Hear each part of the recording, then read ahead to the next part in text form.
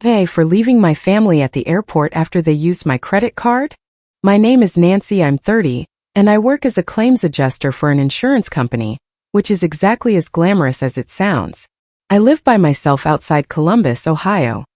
I budget everything down to the boring little categories in my banking app, and I'm usually the person my family calls when someone needs a form filled out, a flight changed, or a quick favor that somehow costs money. In my family, responsible doesn't mean respected. It means available.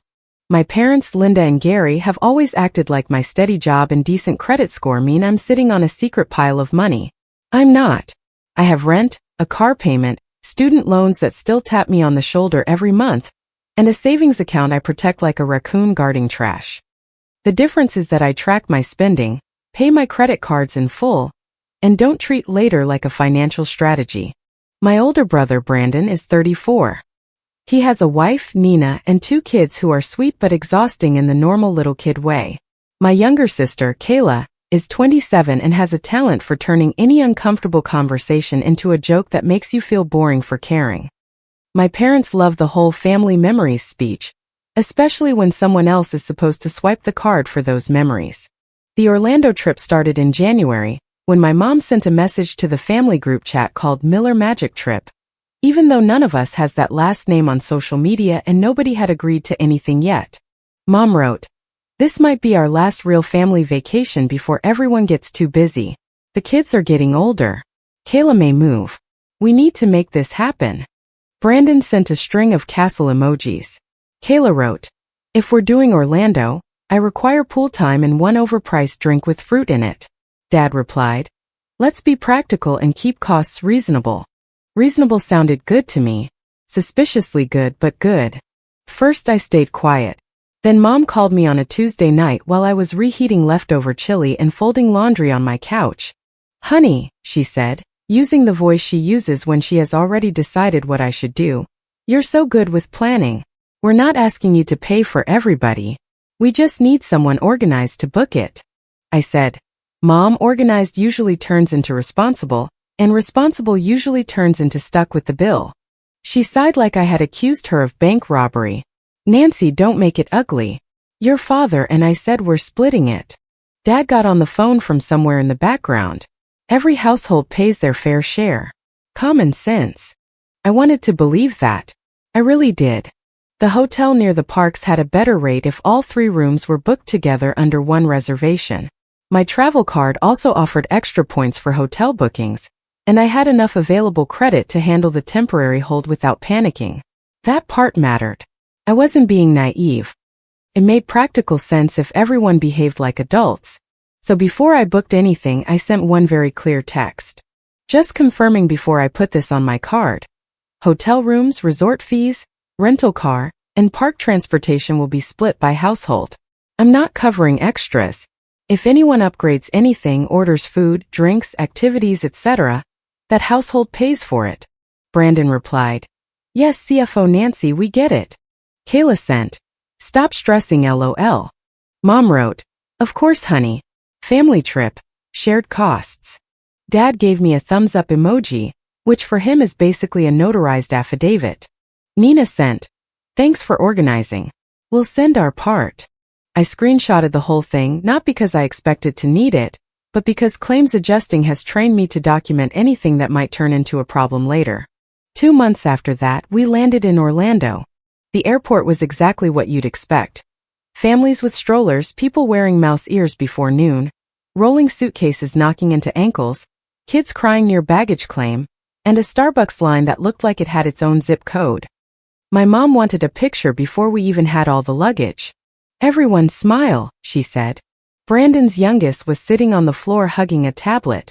Kayla was digging in her backpack for lip balm. Dad looked like he regretted every decision since 1984. "Mom," I said, "can we maybe get the bags first?" Kayla looked at me over her sunglasses. "Can we please have one vacation where you don't spreadsheet the fun?" I let it go. That was my first mistake of the trip, but not my biggest. At the rental car counter, I had reserved a normal SUV because that was what we agreed on. It fit 6 people if everyone packed like a reasonable person. Unfortunately, my family does not pack like reasonable people. Brandon had 2 huge suitcases, a stroller, backpacks, snack bags, and a plastic bag full of stuffed animals his kids apparently needed for emotional support. The rental agent looked at all of us and said, "You might be more comfortable in a passenger van." Brandon immediately said, "Yeah, there's no way the kids are sitting cramped after a flight." I said, "I booked what we agreed on. If we upgrade, the difference gets split." Dad put a hand up like he was calming traffic. Nobody said it wouldn't. The line behind us was long. The kids were restless. My mother was whispering, "Just do the van, Gary, please. We're all tired." The agent looked at me because my card was on the reservation. I said, "The difference gets split. I'm serious." Brandon rolled his eyes. "We heard you the first time." I let the upgrade happen. I hated that I did, but I did. My banking app buzzed before we even got to the parking garage. A pending authorization from the rental company, larger than expected. I opened the app and stared at it while everyone loaded luggage into the van. Kayla leaned over my shoulder. "Already checking your little numbers?" I locked my phone. "Just making sure the hold is right." "Vacation mode, Nancy," she said, climbing in. The hotel was a mid-range resort that looked nicer in pictures, which is basically every hotel within 10 miles of a theme park. The lobby had fake tropical plants, a gift shop full of sunscreen and character shirts, and kids running across shiny tile while tired parents pretended not to see them. At the front desk, a supervisor named Evan helped us. He was probably in his mid-20s, very calm, and had the careful smile of someone who had seen 3 family meltdowns before lunch. He typed for a while, then said, "Okay, I see 3 rooms under Nancy.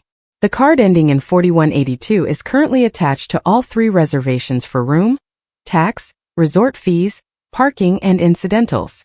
I nodded. "Right, but incidentals should be separate by room. Each household can put down their own card." Brandon looked up from his phone. "Why? It's one hold. It's not like they charged you yet." Evan glanced between us but stayed professional. "We can add separate cards if each guest presents one." Before I could answer, Evan added, "Also, I see one room has been upgraded to a family suite, and another has a pool view room attached. That does increase the incidental hold." I stared at him. "I'm sorry, upgraded by whom?" Brandon cleared his throat. "I asked at mobile check-in if there was more space. The kids need room." Kayla gave a tiny wave. "And I asked about pool view. It was only like $30 a night more." I turned to my parents. "Did anyone think to ask me before adding upgrades to the reservation under my card?" Mom smiled too brightly. "Honey, we're here now. Don't start off tense." "I'm not tense. I'm asking why charges were added before I knew about them." Dad said, "Relax. We'll all figure it out." Brandon laughed under his breath.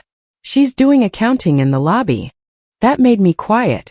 Not because I had nothing to say, but because I could feel myself about to over-explain. That is what I do when I'm uncomfortable. I start making my case like I'm in court, and my family uses that as proof that I'm dramatic.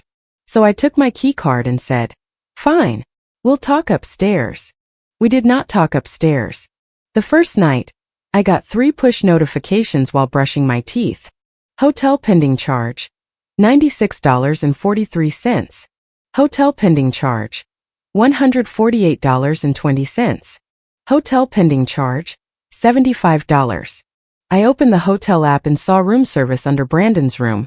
Pancakes, chicken tenders, 2 bottled waters, a delivery fee, a service charge, and automatic gratuity. The second charge was from the pool bar under Kayla's room. The third was some kind of cabana deposit. I stood in the bathroom with toothpaste foam in my mouth, staring at my phone like it had personally insulted me. I texted the group chat. "Why is there a $96 breakfast on my hotel folio?" Brandon replied, "Kids were starving. We'll handle it." I wrote, "When?" No answer. Then Kayla posted an Instagram story of a frozen drink by the pool with the caption, "Out of office, emotionally and financially." I sent Venmo requests that night. I kept them dry and exact. To Brandon, family suite upgrade plus room service under your room. To Kayla, pool view upgrade plus bar/cabana deposit. To Mom and Dad, original hotel split plus rental upgrade portion. To Nina, Your household portion for room/fees. I attached screenshots. No speech, no guilt, no emotional paragraph. The group chat went silent for almost an hour. Then Kayla wrote, "Sending Venmos during vacation is wild." Brandon replied, "Can we not do this right now?" Mom called me instead of texting. I let it ring once, then answered. "Honey," she said, "we said we'd settle up after the trip." "Mom, some of these are extras." I said I wasn't covering extras. "You're not covering them. It's just easier to handle it all at once." "That's not what we agreed to." She lowered her voice. "Please don't make this about money. Your brother has kids. Kayla doesn't have your kind of stability. Your father and I are on a fixed budget. You all agreed before I booked." "I know, but we didn't think you'd act like this once we got here." I sat on the edge of the hotel bed in my socks and stared at the ugly patterned carpet. That sentence bothered me more than the charges. The next day it got worse. Mom added early check-in fees retroactively because, according to her, the kids needed naps, even though the kids were at the pool. Dad approved hotel parking fees for the rental van without mentioning it to me. Nina bought theme park shuttle passes through the concierge and told me later she thought they were included. Kayla charged 2 more drinks to the room because, in her words, "Your rewards card covers travel stuff anyway, right?" I said, "That is not how credit cards work." She smiled. "Okay." Chase Sapphire spokesperson. At dinner that night, we went to a chain restaurant near the hotel, the kind with sticky tables, laminated menus, and exhausted families in matching vacation shirts. I waited until the server took our orders. I kept my voice low. "I need everyone to send at least the current charges tonight," I said. "I'm not trying to make this weird. I just need everyone to send their share like we agreed." Brandon put down his menu. "You are making it weird. I'm asking for money you already agreed to pay." Dad wiped his hands on a napkin and gave me the look he used to give when we were teenagers and he wanted the conversation over. "You make more than your siblings. That's just reality." "Then why did everyone agree to split it?" He said, "You make more. That doesn't mean you're being punished. It means you're able to help." I laughed once, not because anything was funny. That is punishment with nicer packaging. Mom's eyes got shiny. This was supposed to be family memories. Family memories don't require my credit card. Brandon leaned back. "So my kids are supposed to suffer because you want to prove a point? Your kids ate pancakes. Nobody is suffering." Kayla muttered. "Nobody told you to turn the vacation into a tax audit." The server appeared with refills right then, and all of us went quiet in that special way families fight in public, where everyone smiles too hard at the innocent person holding iced tea. After dinner, I walked back to my room alone. Near the elevator, I heard my mom's voice around the corner. "She always does this at first," she said. "Just let her cool down. She won't ruin the trip." Dad said something too low for me to catch. My mother replied, "She won't. She hates looking selfish." I stopped walking. The ice machine hummed beside me. A kid ran past holding a stuffed dinosaur. My key card was sweating in my palm. Mom came around the corner and saw me. Her face changed for half a second, then smoothed out. "Oh," she said. "There you are." I said nothing. She smiled. "We were just looking for you." "No, you weren't." I got in the elevator without waiting for her. That night I barely slept. My phone lit up with more pending charges. Resort fees, parking, another pool bar transaction, and a late checkout request attached to my reservation. Every time the banking app buzzed, my stomach tightened. The next morning I found Nina by the pool folding tiny swimsuits into a tote bag. The kids were with Brandon at the splash pad, and for once nobody else was hovering. I sat beside her. Did Brandon know the suite upgrade would go on my card?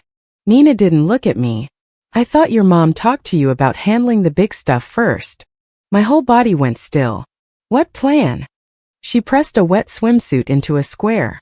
"I mean, not a plan. Just like your mom said you were handling the big charges first and everyone could settle later if it got weird." "If it got weird?"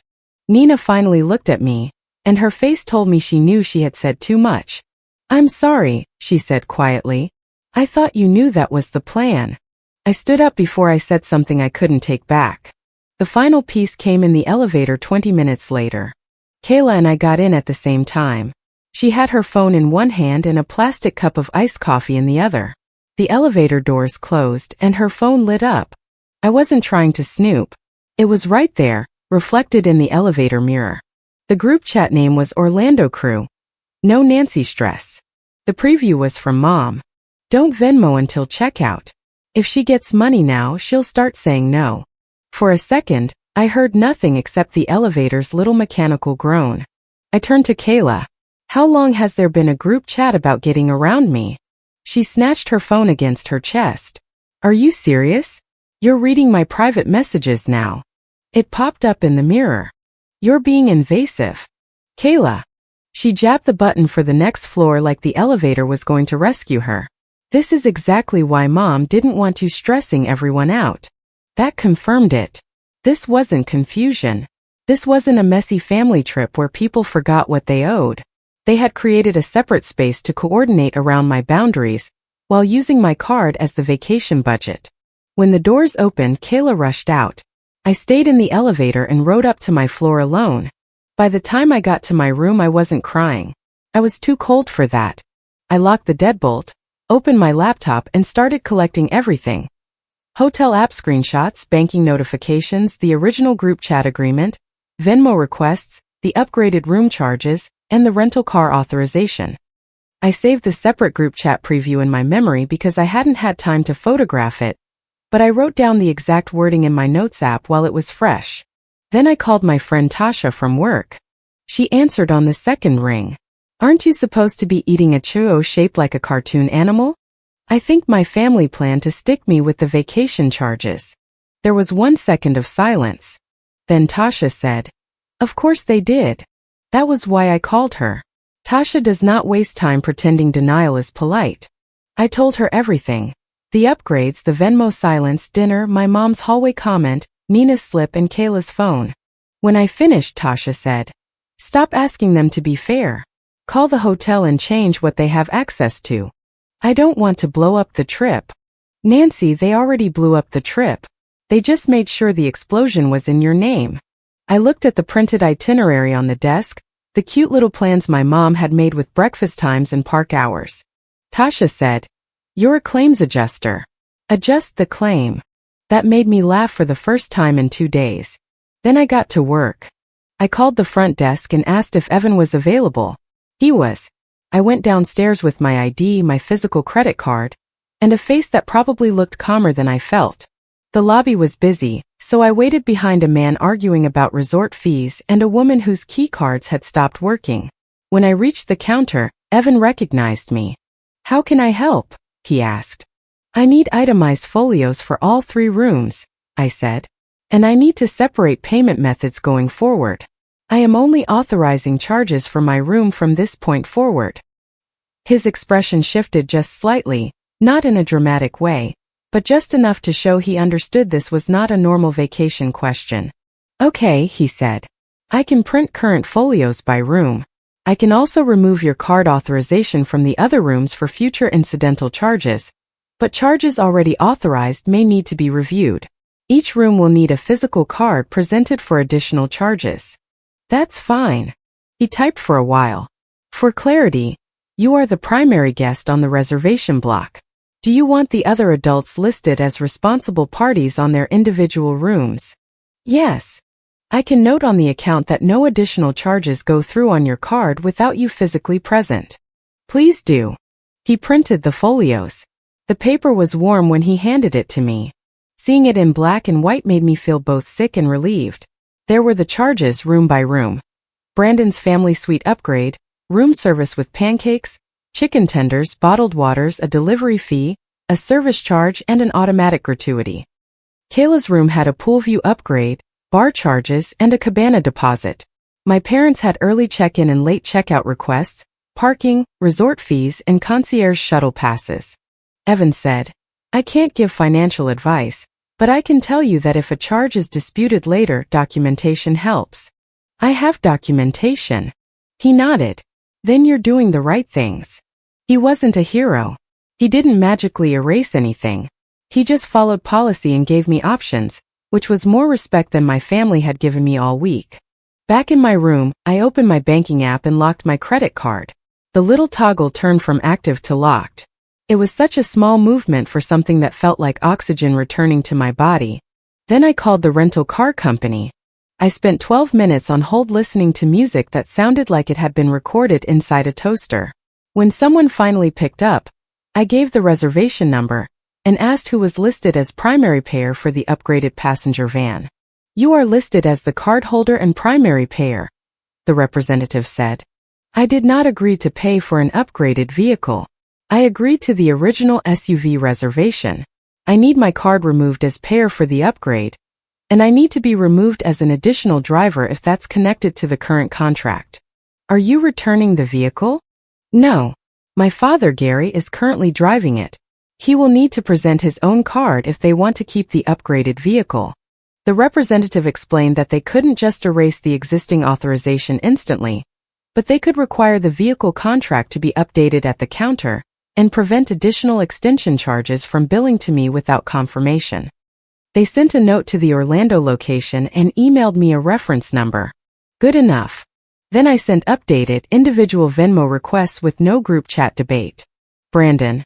Family Suite Upgrade Plus Room Service under your room. Screenshots attached. Kayla. Poolview Upgrade Plus Pool Bar Charges plus Cabana Deposit under your room. Screenshots attached. Linda and Gary. Original agreed hotel portion plus early check-in/late checkout plus rental van upgrade portion. Nina. Household portion for room charges. I separated this from Brandon because you asked about your part. I didn't add please. I didn't add as discussed. I didn't add, I'm sorry. At 7:14 the next morning, my mother called me 6 times in a row. I was awake, already packed halfway, eating a granola bar over the small trash can because I didn't trust myself not to throw it away uneaten. I answered on the 7th call. Why is the hotel embarrassing me in front of everyone? Mom demanded. I could hear lobby noise behind her. What happened? They won't let me charge breakfast to the room. They said they need a card. The hotel isn't embarrassing you. They're asking you to pay. Nancy, I had a character breakfast plan for the kids. Then pay for it. There was a pause so heavy I could hear her breathing. You changed the reservation behind our backs. No. I removed my card from charges I didn't authorize. You are punishing children. I am not charging children. Their parents can pay for breakfast. Then Brandon's voice came through louder and closer. Are you kidding me? My key card won't let me charge anything. Key cards open doors, Brandon. Credit cards pay bills. You're really going to nickel and dime your own family? I sent you the folio. This is insane. No. Pancakes with a delivery fee on my credit card is insane. Kayla texted while Brandon was still talking. Hope proving your point was worth ruining the vibe. I didn't respond. I booked an earlier flight home with points, not because I wanted a dramatic exit, but because staying would have meant spending the rest of the trip defending myself against people who thought my discomfort was the payment plan. I threw my toiletries into a clear bag, zipped my suitcase, checked under the bed for socks, and ordered a rideshare to Orlando International Airport. The driver was 7 minutes away in a gray Toyota. The weirdest part was how calm I felt once I stopped trying to make them understand. My phone buzzed with a message from Dad. Come downstairs. We need to discuss this as a family. I replied. I'm leaving early. I paid my share. I'm not discussing charges I didn't authorize. Dad wrote back. Don't be childish. I looked around the room one last time. The bed was messy, the air conditioner was rattling, and a hotel coffee pot sat unused by the machine. Nothing about it looked like a battlefield. That almost made it worse. By the time I got to the airport, my family had figured out where I was going. I was outside Terminal B with my suitcase when the van pulled up to the curb like a beige box of consequences. Brandon got out first, red-faced and sweating. My dad followed, holding his phone. Mom climbed down carefully, already crying. Kayla stayed near the sliding door with her arms crossed. Nina got out last and wouldn't meet my eyes. The kids were confused and cranky in the back seat, surrounded by snack wrappers and souvenir bags. Brandon said, You're really going to do this to your own family? The curbside traffic officer blew a whistle at somebody behind us. Families dragged suitcases around us. A woman in a mini shirt glanced over and then pretended she didn't. I said, "You did it to yourselves. I just stopped letting my card hide it." Dad held up his phone. "The rental company says I have to present my card if we're keeping the van." "Yes. You know my card doesn't have room for that hold." "Then downgrade to what we originally booked." Brandon snapped. "My kids can't sit with luggage on their laps." "Then pay for the van." Mom wiped her cheeks. "I cannot believe you would humiliate us like this in public." I almost laughed, not because it was funny, but because that had been their whole strategy. Public places, counters, lobbies, restaurants, lines behind us, kids watching and strangers listening. They had counted on my embarrassment like it was a coupon code. I pulled up the hotel folios on my phone and turned the screen toward them. "These are your charges. These are the original agreement screenshots. These are the Venmo requests. I authorized my charges, not yours." Kayla said, "You're so cheap it's actually scary." I looked at her. "Your Cabana deposit required the primary cardholder's confirmation. I declined it." Her mouth opened. "You canceled my Cabana?" "No. I refused to pay for your Cabana." Brandon stepped closer. "So my kids are supposed to remember that Aunt Nancy ruined Orlando?" I lowered my voice. "They're going to remember whatever story you tell them. That's on you." Dad said, "You're abandoning us." "No, I just stopped funding it." Nobody had a quick answer to that. For once, I did not fill the silence. I didn't explain how pending authorizations worked. I didn't soften it with "I love you," but I didn't apologize for the timing. I didn't volunteer to temporarily cover one more thing. My phone buzzed again with a locked card notification. Transaction declined. Hotel incidentals. I looked at the message, then at my mother. She saw it on my face and cried harder. I said, "My flight boards soon." Mom said, "Nancy, please." That almost got me, not because she was right, but because I have been trained by 30 years of being her daughter to fix that tone. I wanted to make her stop crying. I wanted everyone to stop looking at me like I had become a stranger. Then I remembered her text. "Don't Venmo until checkout. If she gets money now, she'll start saying no." She had known I would say no if I had the chance, so she tried to remove the chance. I picked up my suitcase handle. Nina finally spoke. "Nancy." I paused. She said softly, "I'm sorry." Brandon turned on her. "Seriously?" She looked at him, tired in a way I recognized. "She's not wrong." I walked into the terminal. Inside, the air was cold and smelled like pretzels, coffee, and too many people trying to go home at the same time. My phone kept buzzing in my hand. A missed call from Mom, a missed call from Dad, a text from Brandon, a text from Kayla, and another declined transaction notification. I didn't open any of them. I got through TSA, bought a bottle of water I resented paying airport prices for, and sat at my gate with my suitcase tucked against my leg. My hands shook after the adrenaline wore off. On the plane, I got a window seat. When the flight attendant handed me pretzels, I almost cried over the tiny blue bag. Not because I regretted leaving, but because I didn't feel victorious. I felt free, and that was Messier. Before takeoff, I turned on airplane mode. For 2 hours, nobody could ask me to explain myself. When I landed back in Ohio, my phone came alive like it had been holding its breath. The family group chat had exploded. "Dad, you made your mother cry." "Mom, I hope you're proud of yourself." Brandon, "We had to waste half the day dealing with the van." Kayla, "Most dramatic person alive." Dad again, "This was not how family handles things." Then, mixed into the mess, I saw a Venmo notification. Nina had sent a partial payment. Her note said, "I'm sorry. I should have said something sooner." A few minutes later, Dad sent a smaller payment than requested with no note. Then another one after I sent the exact folio page again. Brandon did not pay that day. Kayla didn't either. Mom sent nothing but a text saying, "You changed." I replied to Dad only once. I paid my share. I'm not discussing charges I didn't authorize. Then I sent one final message to the group chat with the screenshot of the original agreement attached. I will not front money for family trips again.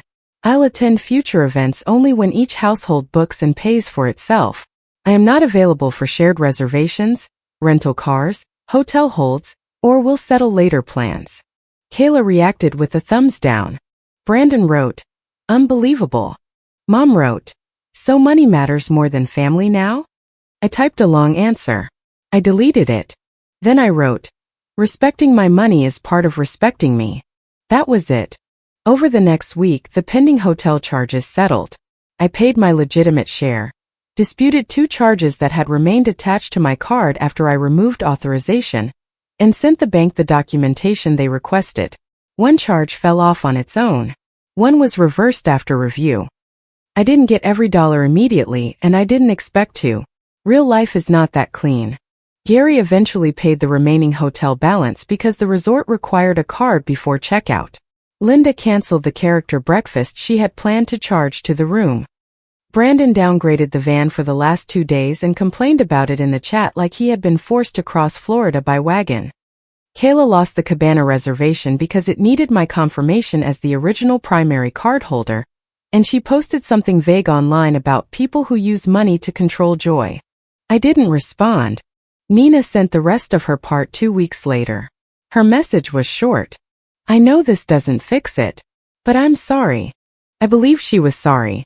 I also believe she had benefited until it became uncomfortable. Both things can be true.